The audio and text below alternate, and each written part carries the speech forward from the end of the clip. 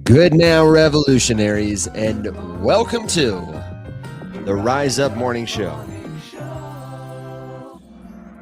Today is Monday, March 9th, and we are fighting for our lives. There's a lot going on in the world right now. Metaphorically speaking, we are engaged in a hot battle.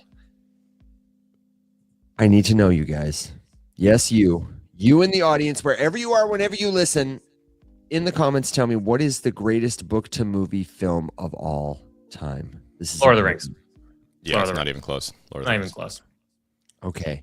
Not just a film, audience members and friends, that holds up. Not just a film with good special effects, because, you know, the special effects in Shakespeare were also great in your imagination. The story, the characters, the music.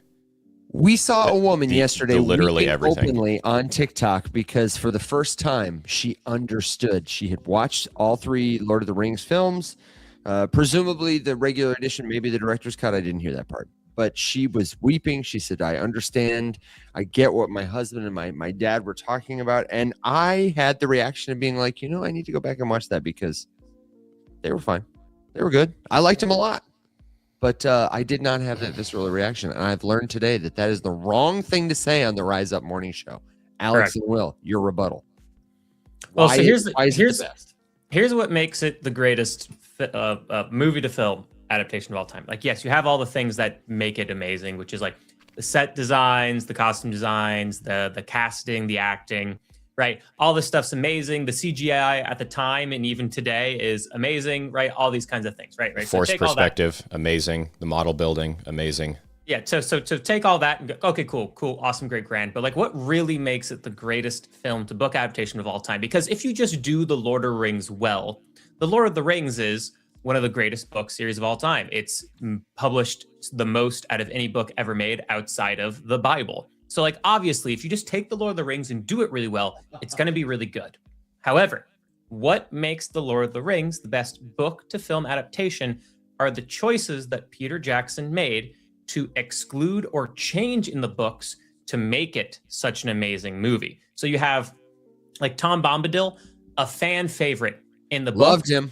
Tom Bombadil, for those of you who don't know, he's just like this like kind absolute of quirky, unit. Absolutely most powerful being in like all of existence, and there's like no real answers to who or what he is, and he is excluded from the movie, and that like hurts as a book viewer, but like it would have diverted the story of the movie. A movie is much more linear, right? Another decision that was made is also Samwise Gamgee is made to be like way cooler in the movie than he is in the books. Like his interaction with Frodo is way more fleshed out in the movie, and it makes when Frodo breaks off from the Fellowship a far more engaging story, and like the bromance and just like the ultimate like friendship of like Sam being the best friend ever is like way punchier in the movie, and that's a great little bit of storytelling to make because specifically it all leads up to the line on the slopes of Mount Doom when he says he can't carry it, but he can carry Frodo. That's the whole point. That was the whole culmination of their entire relationship, was that Sam's not strong enough to carry it by itself. I mean, he has it for like 20 minutes and it almost takes him. And you can see it in his face. Frodo's the only one that could have carried it the whole thing. So I hate all the Frodo hate, because no one else could have carried it the whole way. But he couldn't have made it all the way without Sam. It had to be the two of them. Yeah, and then there's also like other decisions as well. Like there's a whole story arc with the Ents that gets like really abbreviated, and it's super cool in the books, but they would have made a worse movie. In the books, the battle for Helm's Deep is 2 pages, and in the Battle of Helm's Deep, it's like this huge, amazing, dramatic fight that creates an amazing movie like scene, and it was a way better decision there. And also, like the Shire event at the end, they had to cut that too, because again, it makes a worse movie. But there were like slight. You keep saying it makes a worse movie. It makes a worse movie, and I assume you're deferring to like maybe something Peter Jackson said. But I feel like that is like saying about something that didn't happen, it would have been better. It would have been worse. No. Imagine this. Imagine you watch the entire Lord of the Rings. Frodo casts the ring into the fire. They go back to Gondor, and there's a huge celebration, and Aragorn's like, you kneel before no one, and they all kneel in front of all the hobbits, and it's like, oh my god, it's an amazing moment. And then they go off, and the end of the movie happens, and Frodo goes to I forget the name of the land. Alex, Andoril, across the sea to the across the sea. But anyway, if Frodo goes across the sea, yada. Movie ends. Now, to imagine they throw the ring. You have this big climactic moment. And then, you start saying all these goodbyes. And then all of a sudden the hobbits get back to the Shire. And now you have to have this whole new fight scene because the band of bandits or whatever are there. And you're just like, oh, wait, I thought the movie was over. And then you have to have this other big scene and stuff. And then you have the goodbye. It creates a much more choppy movie. Because you have the big climactic moment and you're like, cool. That's the end. Now we tie a bow off on this movie and we end it. Instead of now we're gonna now there's this other thing that's happening. It creates a less punchy ending. It creates not as good of an ending. I am so unconvinced by that. I found those arguments to be unpersuasive. Well, you are shallow, pedantic, small-minded, and I hate you. Now that's really starting to change my mind. Okay, if you've got a crypto question, a suggestion, this was a crypto show. Let me know. We might have to have the Lord of the Rings marathon here in just a little bit. But from the comments, I could have swore this was a crypto show. Yeah, and we will get to the crypto. Listen, it is, but sometimes someone says something that requires a full-scale stop and intervention, like Evan saying literally about Lord of the Rings, which is diabolical. Yeah, we try. We try. We do try. And I think you did that just to fight. I think you were like, it's been a while since we've managed to find a disagreement on anything, and I'm jonesing for a bit of an argument. So I'm gonna. I think Evan knew he just needed to wake me up because he knew that I had a 7 I did know that I could rile you guys a little bit if I said that. I do like that hat a lot. Thank you. I don't know what it is. It's the Mackinac City Keyhole Bar. This is one of my grandpa's hats. Can we go back to talking about religion? Yeah, I love that comment from Bearded. Can we go back to talking about religion? Yeah, sure. Nim, Tori says in the comments, Rector. Others from the comments, Dracula, Godfather, Hunt for Red October, and Harry Potter. See, the Harry Potter. Don't get too, let's not get too far off it, but I do think there are some probably good ones there. Godfather was we are not saying that there are not other absolutely incredible cinematic masterpieces, because Zootopia, but this is really specific. And also, just like Will said, Green Mile, also a good one. That's a good one. Oh, Green Mile is phenomenal. So good. Exavella said, I knew Will was serious when he pushed the mic away before a rebuttal. Okay. Oh my God. Okay. All right. If you've got a crypto question, let us know. And SHQ IP Tare, just because I'm not sure about the connection. Yes. Because of this, Mama B thing is going to watch them for the first time, and I just have to tell you, as someone who's about to watch these for the first time, first of all, I am so jealous of you. Every time I watch them, I tell myself that I would pay money to experience them again for the first time, just like I would pay money to read Red Rising for the first time again. Or there's a whole bunch of shut the fuck up, bro. It's good. Ugh. Red Rising's good. Red Rising is good. And that's where you leave it. Just stop. I'm amazed no one said Star Wars. Where are the Star Wars? I know. Listen, that wasn't a book to film adaptation. Well, no, but the comic books are absolutely incredible. And some of the alternate storylines that they explore, like Evil Luke, unbelievable. Evil Luke is one of the darkest things I've ever read, and it's so good. Just this apocalyptic. Oh, that's a great one. I have to look up which one that is, the specific graphic novel comic book that Dark Luke is in. But oh man, that's so good. Anyway, point is, I'm envious of you. Definitely tell us how it goes, and make sure you watch the extended editions. It's worth it. But you need to budget 12 and 13 and a half hours to watch all three. Don't do it in one go. I would recommend you don't. Or tell your family you love them. You'll see them in a couple days, and just barricade yourself with lots of snacks. the last time I saw Lord of the Rings was a marathon, and it was the director's cut. I didn't enjoy it at the end. It was just about, can I do this? Dude, I did that once with a buddy of mine who was an Army Ranger. And in between each movie, we had to go run a 5K to wake ourselves up for the next one. And we not only did all of this, we were in undergrad. We not only did all of the Lord of the Rings extendeds, we also did the Hobbits, which, you know, definitely would not put on the same level, whatever. But like we wanted to hit the entire thing. Almost made it through the end. Mm-hmm. I'm bringing you all the way back. Yeah, This is the Rise Up Morning Show. We will have to do a movie lovers, specifically Lord of the Rings Marathon Edition. I think that could be a Rise Up IRL event. You guys can do that. Okay, wait, time out. Last thing, and then I'll stop bugging you. Amanda says, guys, I went to Hobbiton yesterday in New Zealand. Wow. Wow. What? So cool. You did what? That's please send me amazing. pictures. Yeah, please send tell us me that you pictures. took pictures and please share some.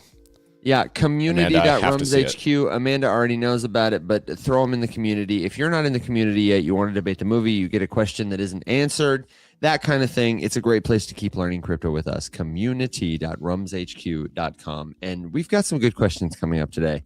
Yes. Stay tuned for our first full service Lord of the Rings themed Rise Up podcast that Will and I clearly have to start now because I could do this all day and that was wonderful. But I guess crypto or geopolitics or finance or something. We could do it. Oil. Canceled by has a question about debit cards that can work even when your government is unfriendly. So that's my cue to you both to research. And on the way there, I'd like to answer this other question about ETH. The question comes from SHIPQP. Oh, I've butchered the username and I can't pronounce it. Alex, am I stupid to buy ETH right now? To which I responded in the comments, can we get some more clarification, some context? And what I've got is at these prices. Yeah, but okay, let me take a crack at it before we because okay, that's actually I was just thinking about that. So right now, and Will, I'm curious what I was actually this was part of what I wanted to actually open with before Evan ruined the whole show by shit talking Lord of the Rings.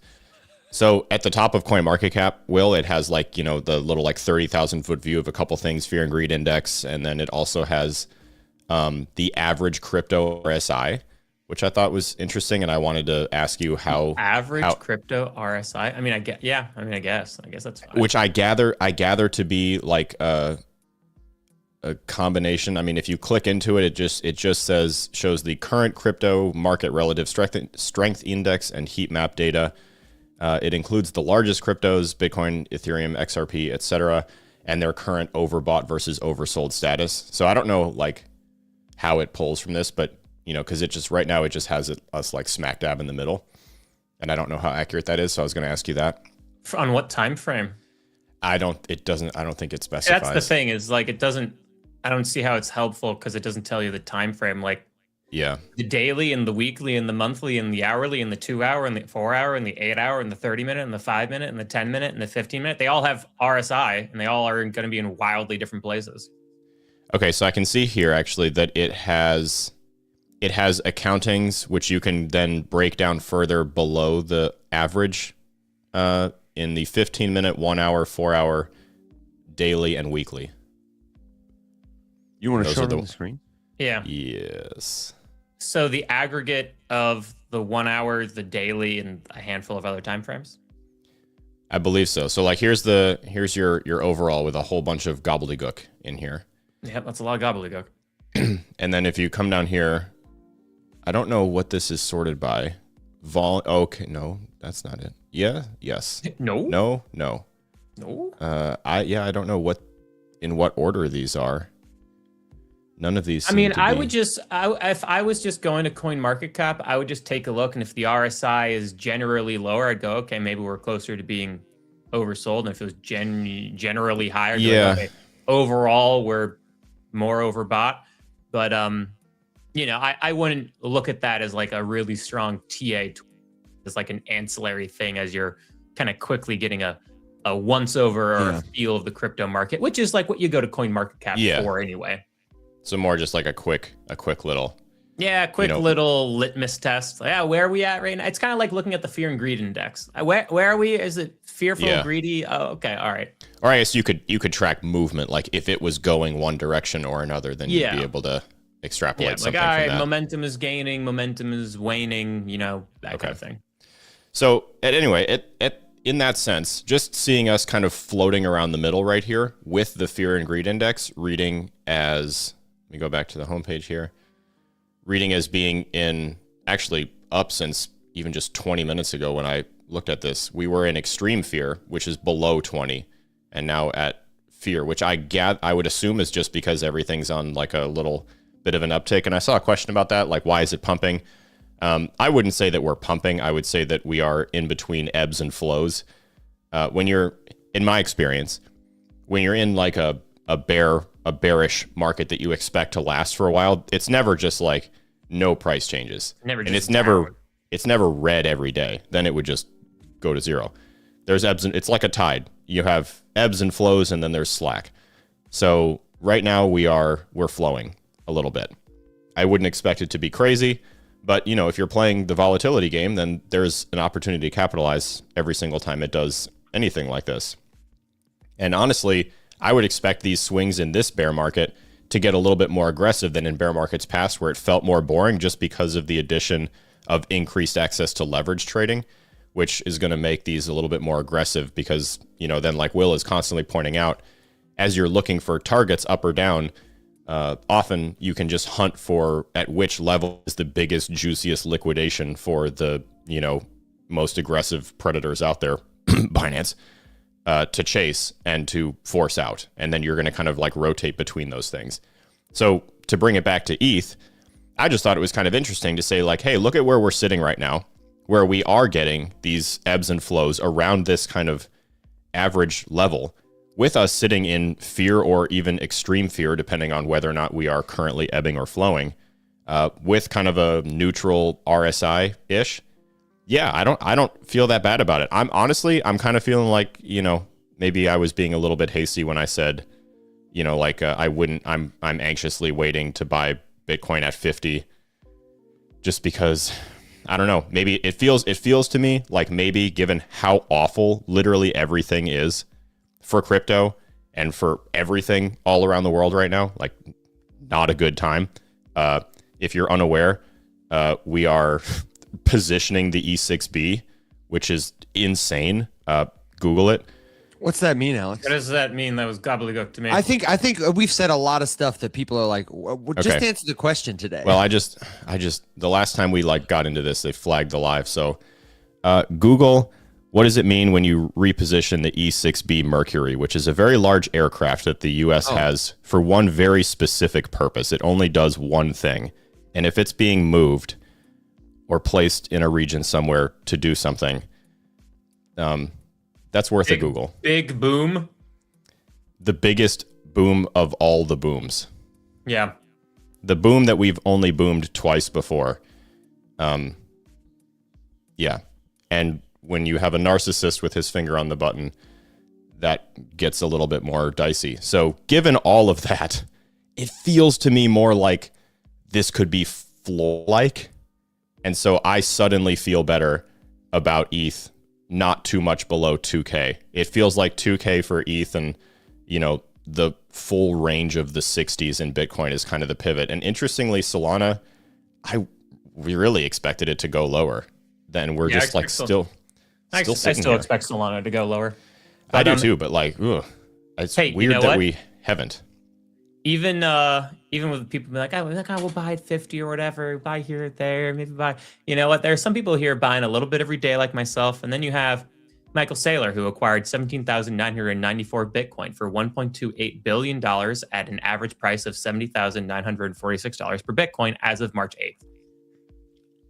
If it's okay, I'd like to answer this guy's question. What was the question again? Should I buy ETH? And the detail we've gotten from this comment, if you want to, is letting me know that this person is concerned about the time frame and probably on the long term. Like one of their follow-ups, SHIC, your question here is, do you guys think we could see a bull market sometime this year, or will it drag to 2027? And I would tell you, if you're buying any cryptocurrency asset and you're hoping that it'll turn around this year or next year, and you feel a need for it to do that, that probably means you've bought too much. You're probably overinvested. You might consider selling a little if the price goes up, so that when it goes down, you sleep better at night. If you're not sleeping well at night, you're probably not investing.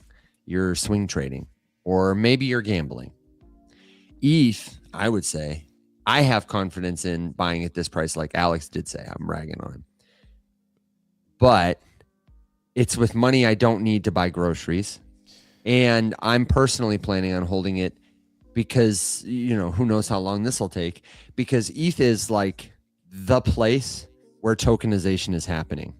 All roads lead to ETH now, and with the infrastructure that's being built in the future. Really, the biggest benefit of BlackRock or anybody else coming on chain is ETH. Larry Fink said it. I have a video that's going to go out later today. He was giving a presentation at Davos, and there was a slide about tokenization on different chains, and he said, I'm butchering the quote, I'll get it in the video, that ETH is the foundation where tokenization is happening and will continue to happen. So if Mr. BlackRock is saying that, and putting his money where his mouth is to the tune of hundreds of billions of dollars, I feel fine that in the future, when it multiplies and multiplies and multiplies, if things continue, we'll be good. Yeah, I would agree with. Sorry, well, I would just wanted to highlight two comments that came in on TikTok that I think are really good. So first, Doug specifically said, if you want to buy anything, you just need to be okay that prices could go lower and be ready for that to happen. So I would say, that's really close to a line that we've said here many times. When you buy crypto, prepare mentally for it to go lower than you just bought it at. And if you sell it, prepare for it to go higher than you just sold it at. And as long as you have a plan for each of those scenarios, you're going to be fine every single time. And then the second comment from Canceled by YT, if you're all in, you are overinvested. And I've never phrased it like that, but I'm going to steal that because that's really good. Credit where credit's due. That's a really good bumper sticker. It's a much more condensed way of saying you never go in with the full bag and you never exit completely an asset that you have still conviction in. So if you're stick with Bitcoin, if you're taking profit on Bitcoin, but overall you still have a long-term conviction in it, you don't sell the whole bag. And if you think it's going to go lower, or you think it could, and you're buying some on a dip, you don't take your entire cash reserve and deploy it all at the same time, because that kind of movement leads to disappointment. So I really like the way that you phrase that. That's perfect. What I was going to say is, you take a look at Ethereum, it's fell as high or as much as 65% so far from the high, and it's down about like 58% or so still. So if you look at that, you go, hey, it's big enough of a discount for me to start adding to a long-term hold position. Certainly. Yeah, I mean, it's a sizable discount. Like altcoins can go down. I mean, it can still go down 70 or 80% or something like that. But if you look at how much of a discount it is at, you might say, hey, I'm comfortable starting to add to a position here. And if it goes down lower, I'll keep adding to it, right? So I would say we're certainly in the territory where adding Ethereum to a long-term hold, just from a discount standpoint, it's making sense. Yeah. Even if you go lower. I can add a little bit of personal experience and context to this. If you're like trying to make that determination for yourself, and you're not quite sure how to look at it. If you are waiting for some sort, Apple Fed pointed this out earlier. If you're waiting for some sort of specific magical number that someone told you we are definitely going down to, they were saying they were waiting for Bitcoin at 10, so they missed it at 16, and now here we are cratered in the 60s. And that's it. I one time bought Bitcoin at 57 and thought to myself, because then that was that was very close to the top of a previous cycle. And I thought to myself for ages, like, God, how could I have been so stupid? That was so dumb to buy it right there. And now look, right? So if you're waiting for some sort of magical number up or down to do a thing, you're probably not going to get your wish, and you're probably going to be disappointed. So it's much more beneficial for you to have a wider range of observation, and then to just chip away at things. And then ultimately, long-term, you'll find yourself in a better position than if you try to wait for something very specific that you can then go all in for. Because if we had that crystal ball, then for sure, everybody would do that. Excellent answers. Thank you for being good stewards of the question. And SH, if you want to talk more about this, then community.rumshq.com. That's the place to go. I'd like to return to this question about if you are in an unfriendly government situation, is a crypto debit and your crypto debit cards are not working. What's a good option for you if you want to spend crypto as cash or use crypto to get away from the tyranny of a government? And I don't know that I honestly have many good options, at least for grocery store spending. Do you guys? I feel like the infrastructure of a debit card is reliant on an issuer, on a bank. You're probably going to have to complete KYC, which is know your customer. And at some point, many points, whatever government that controls your citizenship and gives you access to a bank, I think they're going to have gates like checkpoints that they'll be able to stop you from using. Yeah, they certainly will. I think it'd be easier probably to use crypto to top off an, I don't know. I'd really have to think about it for a second. Cash, getting crypto to cash would probably be easier than crypto to a debit card. That's what I would, I think that's what I would do, guys, is I would try to like find a place where I could pay someone else for, I don't know. You'd still have to go through a service like Venmo or PayPal or an ATM or something. I'd like more context on that. Can you guys think about that? Yeah, it's a little tough to answer because it really depends what amount of infrastructure you have unrestricted access to.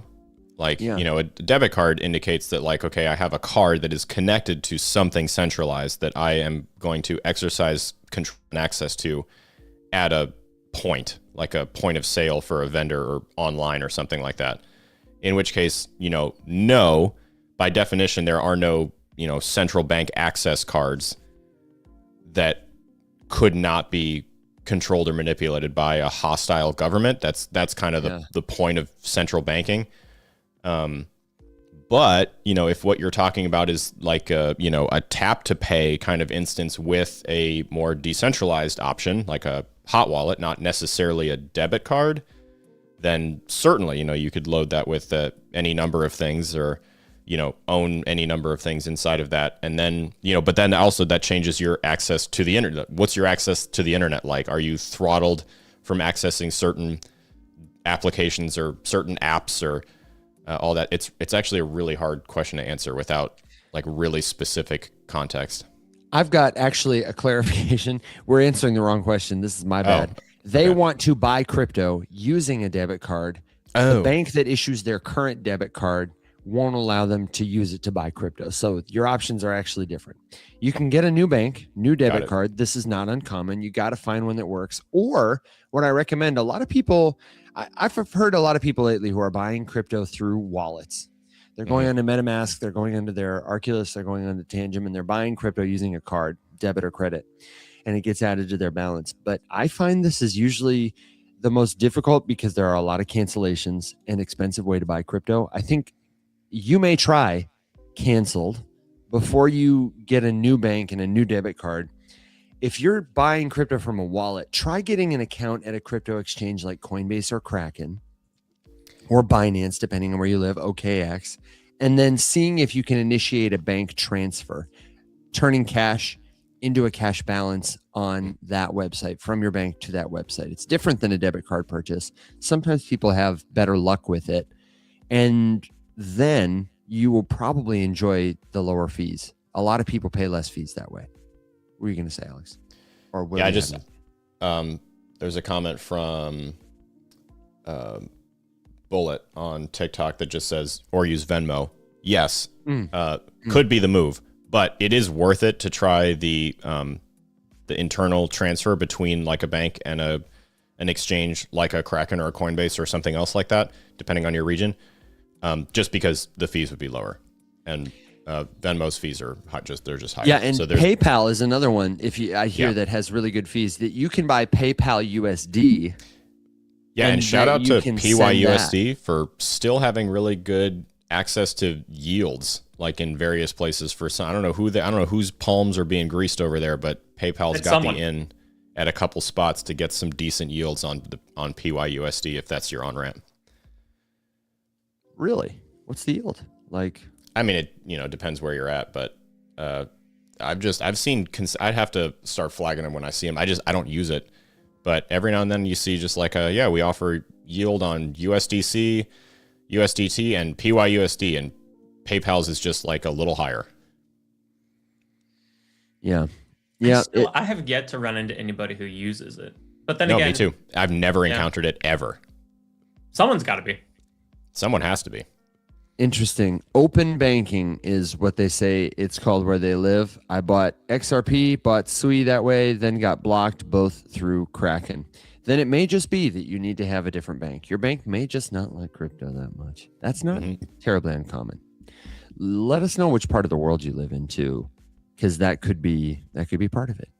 If you're in the US or the Western Hemisphere, I think we could probably get with lots of options. Although there are folks around the world in the Rums community.rumshq.com.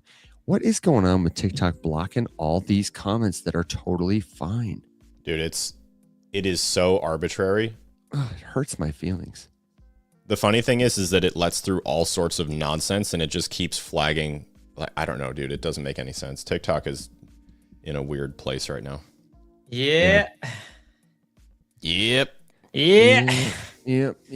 Oh, Larry Ellison out here making TikTok Oracle. If you go and you click the search button in TikTok, you'll get some weird stuff. But one of the more tame ones is they'll be like, Oracle? Would you like to look up Oracle TikTok videos? And I'm like, no, Larry, I wouldn't. Yeah, I never have, and I never will, bub. Dude, I like to think that those weird things that we keep getting in search history are just like accidentally getting Larry Ellison's search history. And this is what he spends his time looking up. Dude, stacked Jewish girls. It was you all along, Larry Ellison. I believe Larry loves some stacked Jewish girls. Just the fact that that was in everybody's search for like a really specific, like truncated chunk of time. Yeah, everybody's search. Yeah. That's Also, Amish baddies was in everybody's TikTok search. Also, it's like it was like TikTok's recommended search. It was like weird. And then for mine as well, it was just like hot MAGA girls, and I was like, I'm pretty sure TikTok, I'm a registered Democrat. I'm like, what is going on here? I just like to think that, if you were running an experiment to see what kind of things could you get a giant group of people to click on if you put it in front of their face, it's like, we're going to test the spectrum right now. Yeah. Here's this full range of things that we're going to force you to look at and then see what you think. Because the same thing happens on Instagram. If you have a fresh Instagram account and you go to the Explore search and you don't have like a populated feed, it gives you basically all the same stuff. It pretty much only gives you like Instagram models. It was the same with or TikTok, a lot of AI stuff. TikTok would just like throw everything at the wall and you'll get some weird stuff. That's why I didn't get on TikTok for the longest time because I was like, let me try this TikTok thing. And then like the feed was just like weird. And I was like, I don't like this. No, it's very strange. It's very hard to navigate. Yeah. Here's a question for you. What do you guys think about the timeline and the odds for payment being distributed in crypto? Specifically, SHS, do you guys think crypto will get to the point where our paychecks get sent in our cold wallets in USDT? What do you think? What's likely to happen? I think you'll have more and more companies eventually adopting solutions, kind of like a ZBEC and all of the other competitors that have been around for a long time, where people get paid by the second, and it goes directly to a wallet of some type. But I feel like we're a ways away from that still, especially because banks won't want that to happen. So I don't know how long it is we really have, but like you'll definitely see it. It won't happen in America at first. Certainly it won't happen in the United States first. It'll happen probably in Asia or Latin America. Actually, my money would be on Latin America, probably adopting that kind of stuff first. But I think we'll see it. It's just going to be a slow roll. I don't know that I feel like USDT cold wallets is where the streaming payments end up. No, it'll end up with like the Bank of America wallet. Yeah. It's gonna be the Bank of America wallet. It's gonna be the Bank of America stablecoin. Or they'll adopt Circle or something or whatever. That's what I think. That's what it'll be. I agree. I totally agree. I don't think they're gonna. I think everybody who has a vested interest in helping you get paid and taking a cut is going to want to preserve that business advantage. They're not going to want to give it up. Yeah, 1,000%. And the U.S. government, I don't think, is going to strike some kind of deal. Although if Trump gets a third term, I could see a world where he makes it, you can only use World Liberty Finances, whatever, USD1. We will have way bigger problems. We'll have such bigger problems. Absolutely nuke the bedrock of all things terms. Traditionally American. To do that, yeah, my first thoughts will not be like, what is this going to do to crypto right now? Because it's gonna be terrible for literally everything.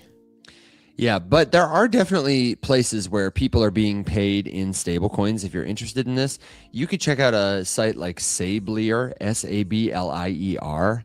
This is a streaming solution where you can put money in escrow such that when conditions are met, like, so much time has passed every 2 weeks, or just second by second, you can be streaming. That's what we call it, releasing this payment to somebody for rent, for groceries, for their paycheck, and it's maintained by smart contracts. Solutions like this exist now. Some businesses can take advantage of them if they want to. A lot of them use USDC because of the yield opportunities more than USDT, but who knows? That could change. You could try it. You could check it out. Sablier. Two things. Yeah. There's a comment saying, I hope Kraken is safe. And I just wanted to say that nothing is perfect. Nothing. But as far as like these things go, like if we were to say, no crypto is like guaranteed or definitely going to exclusively go up or will absolutely 100% be higher in 5 years than it is now. Like you can't say that about literally anything, but there are things that are by comparison the safest they can be in a particular instance. Like if you're buying cryptocurrency, Bitcoin is the safest long term. If you're using centralized exchanges, platforms like in the United States, platforms like Kraken and Coinbase are, as regulated as at this point anything can be. So by comparison, they are your safest option. While they would not be, no one would ever look at them and say, absolutely perfect, will not have any issues. They could have issues. They have had issues in the past. They will probably have issues again in the future. But, like by comparison, it doesn't get any safer. So yeah, and somebody is trying to lead them to Web3. So if you're talking with somebody anywhere on the internet, I don't care who they appear to be. I don't care if it appears to be me. If they're telling you that your wallet or your exchange isn't safe, that you need to back it up, that you need to put it on Web3, that you need to get it off exchanges, and I will help you, and they send you a little link, don't click it, don't talk to them, just block them. They're not your teachers. We're only going to talk to you in the channels we tell you we're going to talk to you in, because these are highly organized, sophisticated scammers. This is called pig butchering. You should really look that term up. If you had to ballpark a number, how many times have you seen this? Hundreds, maybe thousands. Thousands of times. If you had to ballpark, how many times, how much money have you seen people lose to these kinds of scams? In total? Tens of millions. Tens of millions. Yeah. And have you ever heard about it and been like, oh, no, I was wrong. That back your wallet up to never once. Never once. So this is not like you're just new here. Don't fall for that.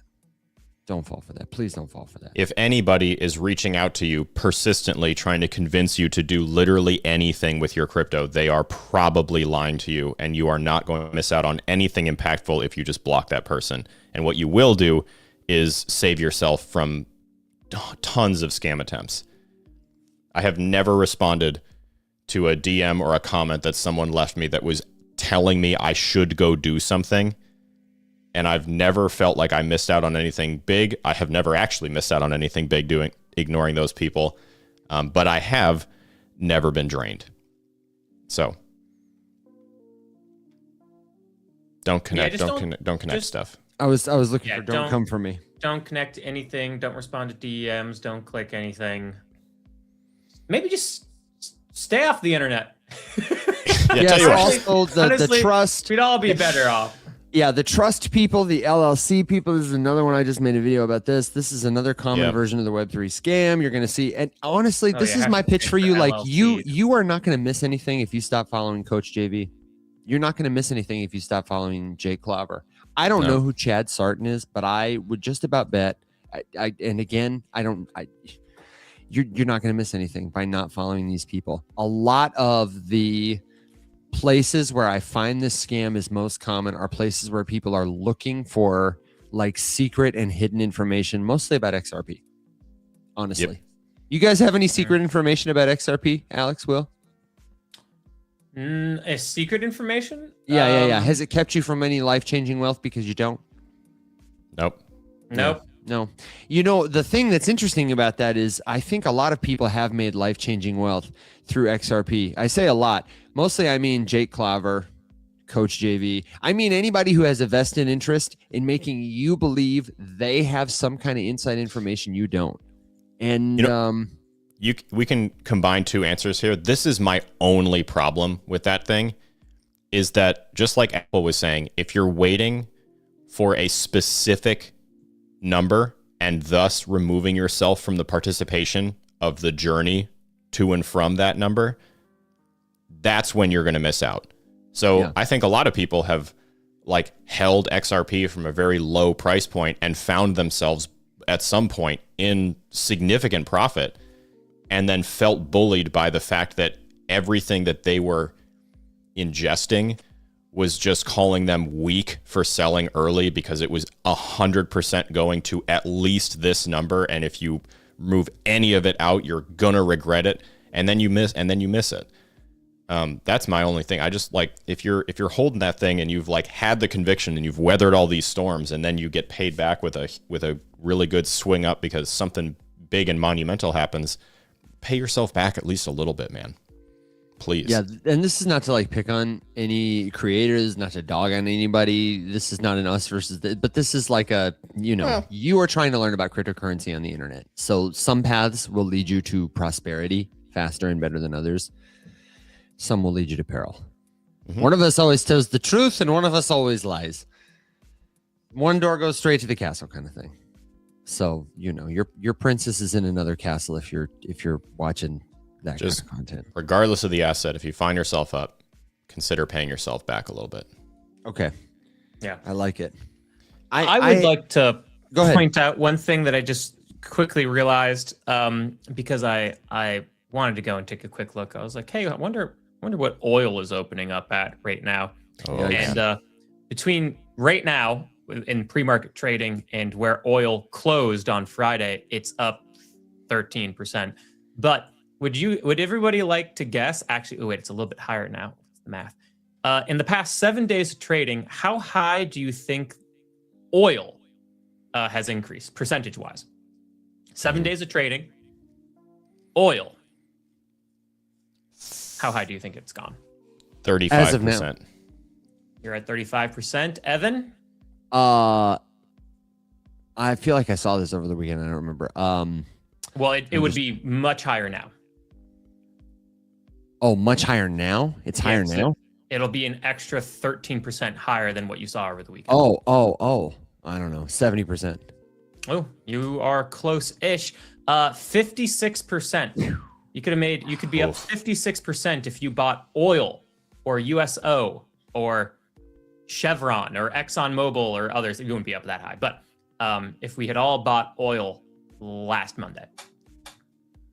Why didn't we? I have no time for it. I have to. Because I couldn't get to it anywhere really in the crypto space very easily unless you go and get it on Hyperliquid, and I didn't have money over there, so I didn't get it. Oh man, oil. Let us know. I didn't want to move things around for it. Yeah, I also didn't want to move things around for it. There's always another play.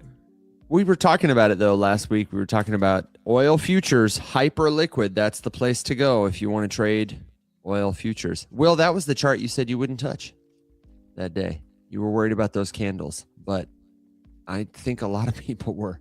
Well, the thing is when all the oil refineries in the Persian Gulf start exploding, and you have it's hard to foretell the sharpest decline in global oil supply in history. Yeah, hard to tell. Yeah. Also, hindsight is 20/20, right? Exactly. Solom asked a question here about whether or not we know about free AI classes. He saw that Anthropic was offering them. Have you guys seen this on the timeline? This is something No. kind of happening last week. That Like something specific, because YouTube University is free.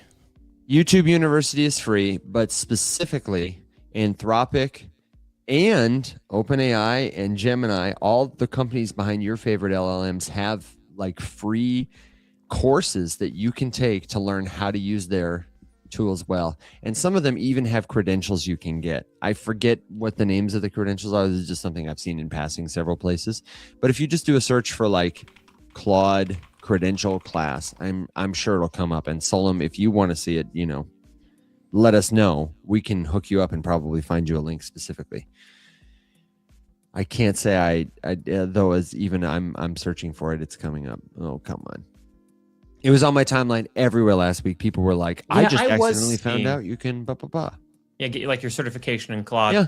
It's just interesting because like you'd get your certification in Claude, but like you'd have to like keep re-upping and like redoing it all over and over again, which I mean, I guess is like a good thing to kind of force yourself to do just to stay on top of everything. But it's like, I got my certification in Claude. It's like, cool. When did you do that? 2 weeks ago. Well, it's out of date. Yeah. I don't know. It's like, I don't know. It's like a perpetual tinkerer is like what you kind of have to do. And I don't know. It's like, I think we lost Will. It's oh, he's back. It's I don't know. So the other day I made I was testing out, this was actually not even in Claude Code or Cowork. It was just in vanilla, Opus 4.6, in a thread. I got it to make me an entire web-based module that I could publish directly from the artifact in Claude that both my wife and I can access, that has all of the meals that we have in our meal prep rotation, with a direct link out to generate and send to your phone a shopping list to build all of this with however many servings you want, and then all the nutrition and everything. And it was a little HTML based thing that I then downloaded and airdropped to her, and now we can both access. And I was just like, dude, this is nutty. It took me 20 minutes to make it. Absolutely crazy. Definitely worth tinkering with. Mm-hmm. Speaking of credentials, Tom Gorisco, friend of ours, EDXX free courses from Harvard. Harvard does have a really great program, just like MIT has a really great program where you can audit a lot of their courses and even get certifications for some of them totally for free. And thank you, Tom. I'm really glad that you made that comment, because Tom is coming on the show this Thursday. He's a friend of the show, helpful educator. You might know him from TikTok, where he posts his TJ Ledger, or Facebook under his government name, Tommy Warisco. And he just recently got the digital chartered asset analyst, DCAA certification. I was asking him in some comments back and forth what he thought about those services, because sometimes a credentialing service is really just a way for a business to make money. And I feel like there's not a lot of super standard education, but he shared a really thorough answer, and I'm excited to hear what he found most helpful. Tom, thanks for the comment. Can't wait to see you on Thursday again, brother. It'll be a really good time. He was there in Toronto last year. We got to hang out in person for the first time. That was cool. Yes. There was a comment earlier about Clarity, which we could do an overview on, unless you guys had something else. No, I just want to mention one thing, because it is kind of interesting, but it does cringe, because it brings back some PTSD a little bit from metaverse days. But Pudgy Penguins Pudgy World is officially going live today. It's their metaverse. It's their digital world where people scan toys and stuff, and you get characters. You have your NFTs, you have characters, but you can go and they have this interactive world that has just been released today. I'll go take a looky-loo and stuff like that. And if you bought a Pudgy Penguin toy or something, there was a scan and you got NFTs associated to your email. So if you go and sign up into Pudgy Worlds with that email, you'll have accessories that you got from your toys and stuff in the world. I don't know. It'll be interesting to explore, but it does give me the PTSD of the old metaverse days. And I'm like, oh no, is this the death of Pudgy Penguin? So I'm curious to see if it's an empty world full of nothing, or if there's something fun or cool or creative or new to do that's different from like The Other Side by Bored Ape Yacht Club, or Sandbox. I see. I don't even remember them. To Centraland. I'm curious to see what it's like. The one that I think is the best that they could probably resurrect, Club Penguin.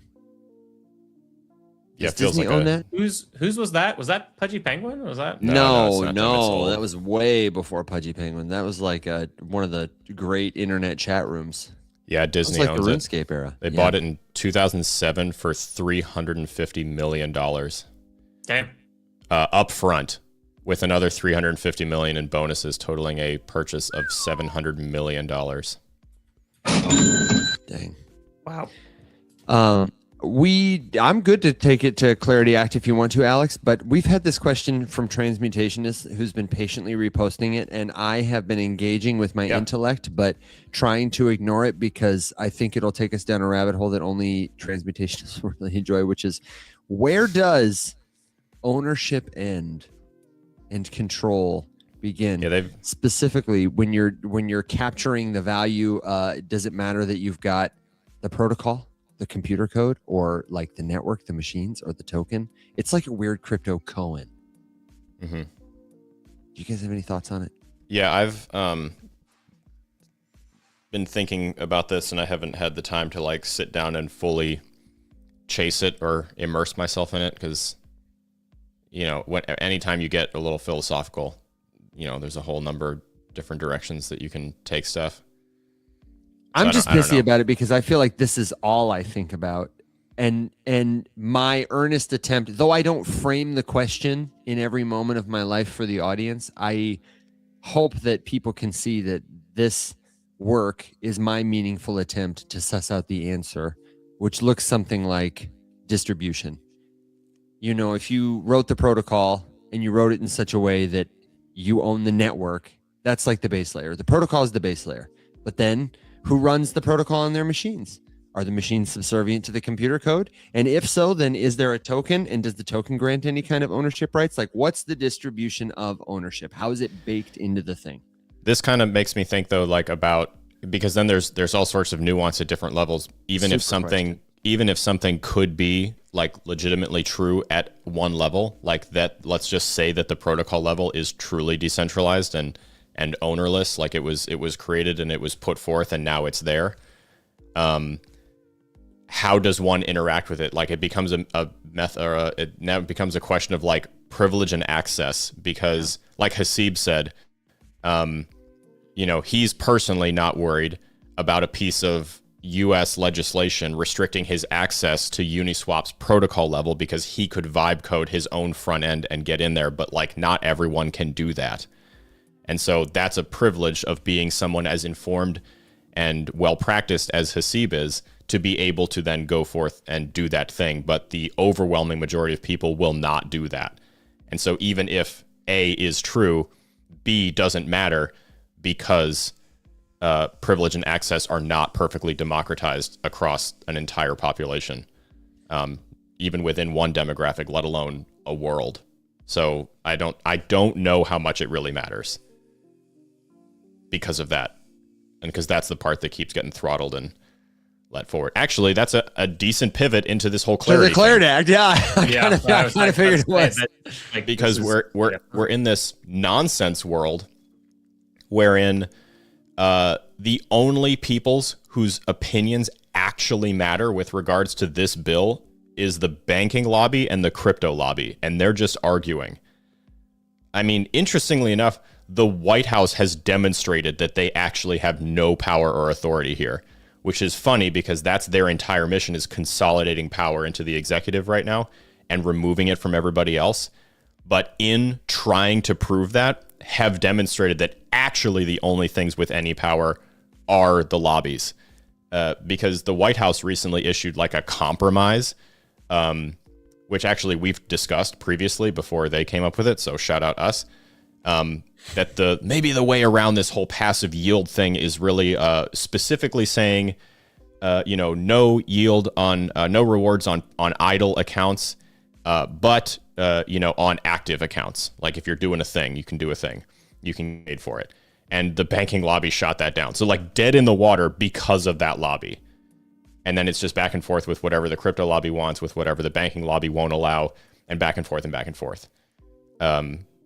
So once again, lobbies are the only ones with any power. Congress is useless and pointless and just a bunch of proxies for lobbyists, and the White House is useless. And they're busy, doing cosplay in the Middle East to make themselves feel like warriors. So I don't know. Clarity stalled again right now is the baseline. There was a compromise on the table. The banking lobby shot it down. Now it's back to being stalled. So as of right now, no movement, no projected. Someone asked about a deadline imposed by the White House. Yeah. Yes. That was my Doesn't question. matter at all because the banking lobby said no. So now that whole thing needs to be revisited. And I think it's just going to keep getting kicked back and forth. Someone's going to have to concede majorly. And we're going to end up with a really bad piece of legislation because of it. It's going to either be problematic because the crypto industry gets everything it wants. And I think that they want the wrong thing personally, or it's going to be really problematic because the banking industry gets what it wants. And that is just trying to prop up and maintain its monopoly right now. So not a great place. Steckler, aka Dixie Fireboy, picked up on your joke in the comments about the side quest that's happening in the Middle East, and I saw this at Pete the same Hegg said time. LARPing as someone who matters. I saw this at the same time, Alex, and you have to see it on X. Is breaking. Iran shoots down an F-15 with a man on a flying carpet, and it's this excellently generated video from Sora or something. And I saw the retweet that said someone's grandparents are going to see this on Facebook and flip their shit. And then there's a community note. Twitter has this moderating feature where anybody can correct something, and the community note is, "That's a rug, not a carpet." I don't know. I have a major issue with the way that the whole thing is being communicated because, once again, a group of psychos and narcissists are sacrificing U.S. servicemen and women for their LARP fantasy, and we're already receiving their remains back here, which is terrible. And then we watched a dignified transfer happen where the commander-in-chief was wearing a baseball hat, which is insane. So I don't know, where I have found my identity now with all this is just the complete. I don't know. It's a very hard time to have been a prior service member because you're just watching the worst shit you can imagine happening, and it's being treated like a game. And I've never seen it addressed with such cavalier, lackadaisical apathy before, from the top, as being yeah, well, shit happens. Sorry about it.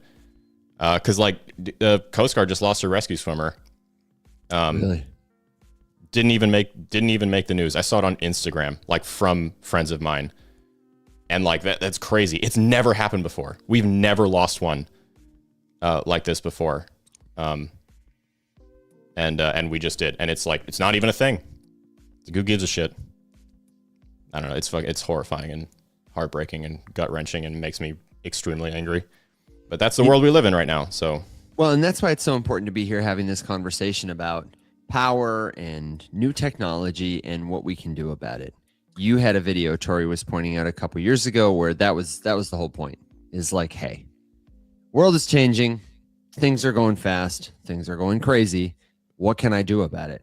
What can I do about it just to feel okay? That's all most people want. We come back to it often. People just want to be okay. People want to know they're going to have money for groceries. They want to know their families are going to be safe. They want to know that the world we are leaving to the people who will survive us, if any of them do, is going to be better than this one. So if you've got a crypto question, if you're curious about AI, if you want to understand this, we will work to help you. You can leave your questions in the comments, or you can head on over to community.rumshq.com. It's the place the show lives 24/7. We would love to see you there. This comment from Sonoran says, most don't know what sacrifice is, Alex. And what feels really weird is so obviously there's this current war that's going on, right? And in my life of watching war from a distance, we had Iraq and Afghanistan after 9/11. everything else in the Middle East, Syria, strikes in Libya, everything else that we've kind of done. But it's like this time, it feels like this, like what's happening, like with what we're doing in Iran. It just feels so much more like it's being like talked about or approached like casually. Do you know what I mean? 100%. Like, yeah, it feels super casual. Like we're like not even in a war. It's just like, yeah, we're blowing up Iran now, and everyone's just like, okay, like it's just like being, I don't know, everyone's just like a little tired. It's just like, okay, like that's happening now. Whereas, before it was like this, there was like the big thing, like going into Iraq and Afghanistan was like this big thing, and it was taken very seriously by like everybody. And now like it just feels like, okay, like that's happening, and like, oh yeah, we like took the leader of Venezuela, like, okay, like all these things are just being like spoken about, and I feel like received, and I feel like discussed, and also paid attention to far less in like a way more casual manner. And it's weird, and it's not something I've really thought about until we were just having this conversation here. And I was just like, yeah, it's weird, and I would need someone with a psych degree or like an anthropological cultural degree to like really decipher that. But it's odd and slightly unsettling. It's the meeting and joining of several things happening all at the same time. Repeated exposure to heinous things have desensitized everybody. We have attention spans that are shortening. The media cycle does it on purpose to cycle bad things for certain people who own them out of coverage quickly. And then right now, again, you have the most deeply unserious people doing the most serious thing and having a really like apathetic cavalier attitude towards like sacrificing our own people to do that and hurting people around the world who had nothing to do with any of it. So yeah, Solemn asked what happened to the swimmer. Is AST2 Tyler Jaggers. He was a rescue swimmer in Astoria, Oregon, and they were doing a medevac rescue 140 miles out offshore, and he was being hoisted down. And the time when you are lowering a swimmer through rigging or through the superstructure or top stuff on a ship is the most treacherous specific time. And I don't have a lot of questions about exactly what happened. We don't know that much yet, but he got tangled and then the cable parted and he dropped 40 feet and landed on the deck of the ship. Yeah, so there's that for the record, that's, if anyone's curious, that's what I used to do, was the guy who is lowering the swimmer. So it's like one person with their hand on a control module that lowers the swimmer and then picks them back up with whatever they recover or whatever recovers a survivor, victim or whatever. We've never lost one like this before. So it's just really. And isn't it weird? Solom says, prayers to his family. Isn't it weird that we've got Alex, whose personal service gives him the experience and understanding to share that story with empathy, and then I refresh my timeline and I've got another video of a magic carpet shooter comically just destroying an aircraft. The juxtaposition of laugh about it, cry about it, move on quick, forget about it. It's, I would say, worse than it's ever been, probably in anybody's lifetime. I feel physically sick right now. Yeah. It's a terrible moment we live in, but everything is a meme. Everything is a meme. But that's, to be very honest with you, like, just to bring it home. Yeah. The fact of like how aggressively terrible this all is right now is just like further proof of this. It's literally still sitting right here on my desk. The final note on my little tree diagram is the government hates you. And they really truly do. I used to think it was just like they don't care about you, but now I'm like, no, it's more direct than that. It's more specific. It's more like you are an inconvenient step between them and getting either your life or your money. And you know, what can you do? How do you wrangle any of that control back? I mean, money is the root of all control in all of these instances. We are over there doing this, sacrificing these people for this narcissist wet dream because of money, and you can wrangle control back. They don't have to be allowed to have every cent of your money tied up in their own, web of control. DeFi is, I truly believe I just get more convicted in the idea of DeFi. I don't know that we've seen the perfect iteration of it yet, but like we're working on it. And I think that's why I think it's so important. And I would say if you want something to do to feel productive, first of all, love yourself. Tori made the point that it's good for us to have these moments of pausing and reflecting, but also love the people around you. If you are looking at your neighbor and you're looking at him with suspicion, then maybe go make that friend. Spend some time doing something that is positive, that can give back to your neighborhood, that can give back to you, to your family. The skills you're learning here, the knowledge you're getting about digital assets, about artificial intelligence, all of this stuff, though it's very technical and often very digital, it can be a boon that draws us into a deeper understanding of what it means to be human. I really believe it. That sounds, silly and trite. What am I supposed to do? Like make a little vibe coded app with my GPT? No, but you're supposed to have something to keep yourself going. Mm-hmm. Yes, Will. But I'll say this also, and Alex ties it in very well. But it's like commenting on today's culture, geopolitics, government. If you have like a negative outlook on that, because I feel like most people have a negative outlook on government. Even government does some good things, but like government very delusioned and like elite kind of control it, yada yada, all this kind of stuff, right? If you want more control over your own life and to direct more of your own personal finances towards like having control over your own life, and to have more say around like your financial individuality, and to step away from the system of exploitation from technology companies, Wall Street, governments, it's DeFi, right? Like that's one of the reasons why we love the space and why we talk about this kind of stuff, because it all kind of feeds into that ethos of why crypto.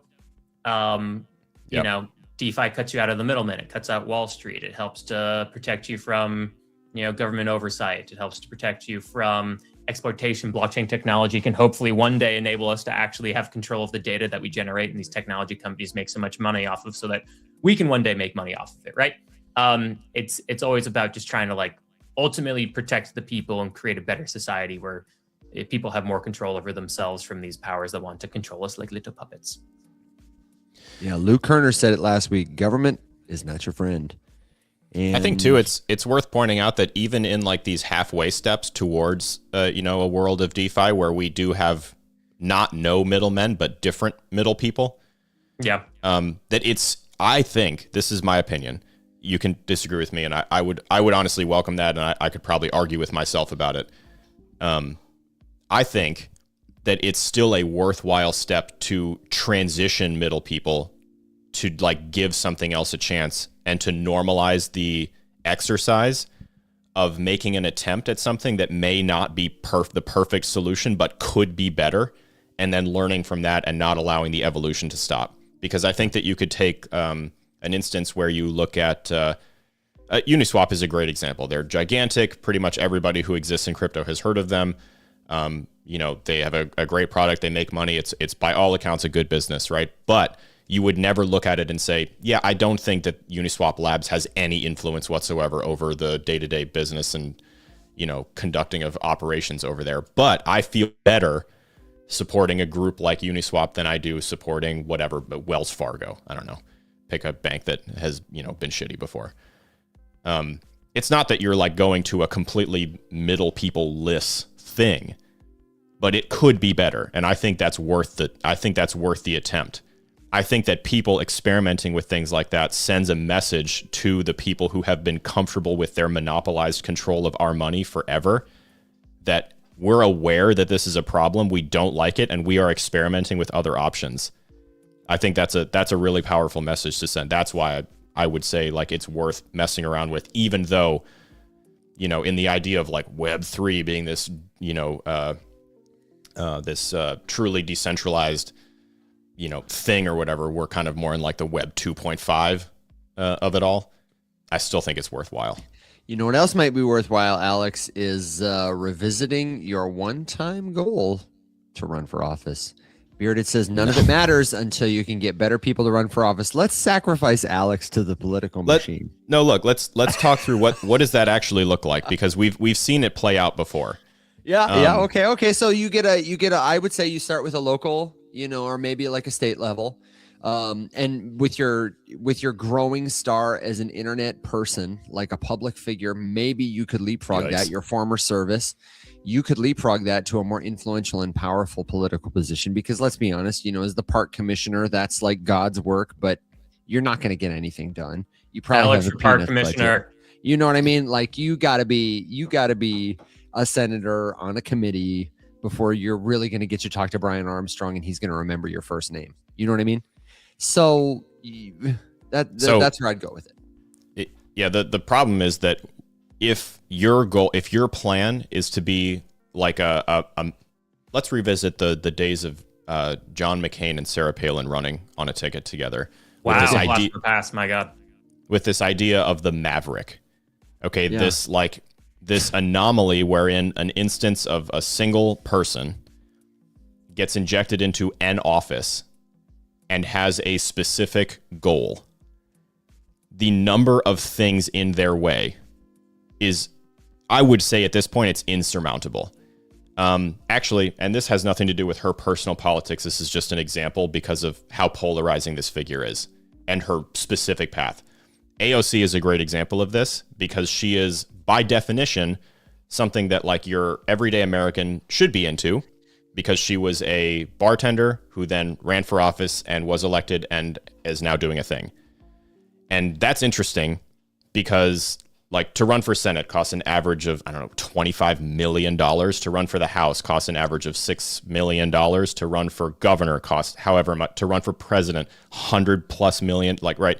Oh, yeah. It's not a thing that anyone is able to say like, hey, I have a goal and an idea and I would like to run and see if I can get support for this thing. That's not real. We don't have that anymore. So like if you then become that in the House of Representatives, right? Like you're one of 535 or whatever. If you're a senator, you're one of 100. If you're a governor or whatever. I don't know. I just, the part that disenfranchised me from wanting to pursue that, if my goal was to like, champion DeFi access or something like that, whatever my platform is, you immediately are then like, okay, well, hey, we'll put that on the floor for this. We'll do this for that. You got to agree to this. You got to agree to that. And all of a sudden you're just lost in a machine. And then the best you can hope for is being like really loud and having a handful of people who hate you and a handful of people who love you. And hopefully like maybe eventually that inspires something over the course of like 30 or 40 years. But I don't know. It feels extremely futile. The way that the machine works right now, it feels extremely futile, and I just don't want to waste my time that way. So many good comments here, like the discussion that Bearded is having with Dixie Fireboy about whether or not you have to sell your soul to run for office, remarking that there are maybe not to run, but to get anything done at this point. Well, and that so many good things about that. Some suggestions that military service might be mandatory. Alex Sevish says you'd look like a damn extremist for having common sense and empathy. Will has I the would presidential be an extremist hair. for sure. No offense to Alex, is what Exit Vela says, and suggested maybe you could be the governor of peace, and then said, wait, actually, Evan should be the secretary of peace. So, our political arc is beginning, guys. But for now, we've got to start thinking about riding our dogs and ponies into the sunset. I know, Will, you got a call coming up, and we've got a great week of shows. So don't go anywhere, hypothetically speaking, figuratively speaking. We'll be back tomorrow, same time, same place. Will, I'm going to kick it to you. Is there a last topic or a question or final thought you want to explore before you get out of here for the day, before Market Watch tonight? No, but it would be fun to have a purple party, A purple party. Dude, we're missing such an opportunity here. Yeah. I can see the commercial like red and blue and they're fighting, and then it just becomes purple. And then you guys are aware. Rise up on it. So you are both aware, right, that purple is the color of the independent. Oh, it's not that doesn't matter. Independent? No. Yes. The independent, like if there is a seat in Congress that is held by an independent, the seat is purple. I thought it was gray on C-SPAN or whatever. No, it's purple. On what? Oh, Where? losers. Everywhere that it has ever been a thing for as long as I can remember. Someone back me up here. It's purple. It's always We been can purple. co-opt it. You know, because blue mixed with red. You know how the whole primary color thing? Yeah. It won't be the first time a couple of white guys co-opted something. So Let's do it again. You take credit for it, I guess. listen, man, we got to reimagine. It was independent, and it's still independent. It'll be a slightly different shade of purple, so it'll hold up in court. Yeah, and it'll have Will's face on it, so people will be pleased. Yeah, exactly. It'll be Oh, nice. my God. They'll look at my hair and go like, I'll This can't allow be it. so bad. Yeah. This can't be so bad. Will, what do you got for us? He's dressed as a dolphin. I don't have anything new to update right now, other than we will do an overview of markets tonight on Market Watch. So tune in tonight, 8 o'clock Eastern Standard Time. We'll take a look at a bunch of charts and take a bunch of suggestions from the audience and Sweet. see how everything kind of reacts today. Because oil's going up like crazy, but like it's got to correct at some point, right? We'll see. Right? Right. But like the stock market, we'll see how that reacts. Bitcoin's green right now. We'll see how the day ends. But yeah, we'll take a look at markets tonight. So tune in. And anything else for me to mention? Anything else? For listeners of Rise Up, if you are in the Circle community, I'll post at the, end of the day today or very beginning of tomorrow morning, maybe beginning of tomorrow morning. I'll begin posting a recap of all of the episodes that happened the day before within the Circle community. So for those of you who might not be able to tune in for every show, but you want to read a quick recap of what was spoken about, you can go into the Circle community at community.rumshq.com, and you can then go and have a quick look as to everything that we spoke about the day before. And I'll do that update just every morning moving forward. And then we're also planning on having like a newsletter that'll provide a shorter summary and then have some extra little benefits as well, like it's emailed out to people. So all of that will be available for premium members of Rise Up. So if you want to see everything we spoke about, maybe you're only able to tune in for 1 or 2 episodes or a little bit here and there, and not the whole thing, and you want to get a quick summary that you can read in about 5 minutes or so, hop on in and join the premium club. So, looking to try to get more and more value to people who are premium members. So that's going to be a focus area of ours going forward for sure. Yeah, shout out to the premium folks for being really the very best part of what we do. We do it all for you. The best sponsor. Yeah, truly. That's it, guys. I got to run. So everybody have a great rest of your day. I've been so busy already. I haven't even had an opportunity to make a single TikTok yet. I'm so far behind. Oh my God. Oh man. Okay, he's your friend and he's mine. Say bye for now to Mr. William Watson. Bye. Dixie had a comment earlier. He said, we're going to need the lore behind the 4, William Watson the 4th. And he said also, Will should become a lawyer so he can have Esquire. Could you imagine William Watson the 4th Esquire? Could he sound any richer? You know what I'm saying? Hey there, normies. Have you guys heard of George Foreman? Because basically Will comes from a long line of other William Watsons. His father, William Watson, his brother, William Watson, him, William Watson, his brother, grandfather, yeah, William Watson, grandfather, William Watson. Oh my gosh. I just saw a post here. I'm going to dig into this later from somebody called Smartest XYZ that has posted a working paper of the evolution of DeFi over the last 9 years, from Uniswap to Curve to Balancer to Hyperliquid. This paper covers all significant improvements in the last 9 or 10 years. I'm going to check it out because one of my favorite resources previously has been CoinGecko's How to DeFi book. And if you haven't read it, check it out. It's on their website. If they don't have the PDF anymore, I have it somewhere and I can share a copy with you. But that's a productive thing you can be doing. You can be working to understand the history of our space. It'll make you less of a sucker when somebody says, hey, I've got this hot new crypto token to sell you. And I'm sure there'll be plenty more stuff, but that's what I've got for now. Alex, have you got a final thought, or is there a good question we need to answer? I like this from Tom. Uhtred, son of Uhtred, father of Uhtred, cousin of Uhtred. Have you seen that show? No. What is that? Oh my God. Show? Who is Oh Uhtred? my God. Tom, what's it called? Don't tell me. Oh my god. I don't know. It sounds like It's sci-fi. so good. Battlestar Galactica. NCIS. It's a I don't know. It's the Last Kingdom. Thank you. It's the story of a fictional character in and around the rise of King Alfred. It's very good. So it's like, you know, contains a bunch of historically accurate events, but it's a fictional character like going through the whole thing. It's very good. No, DeFi is inevitable. DeFi is. I like it. Market Watch is tonight, 7 p.m. Central Standard Time. Will and Doug will be live to answer your questions about the macro factors that make markets work. Tomorrow, we will be back with more morning show. Wherever you are, whenever you listen, thanks for being the very best part of what we do. Until next time, everybody, stay safe, be well, my friends. Rise up.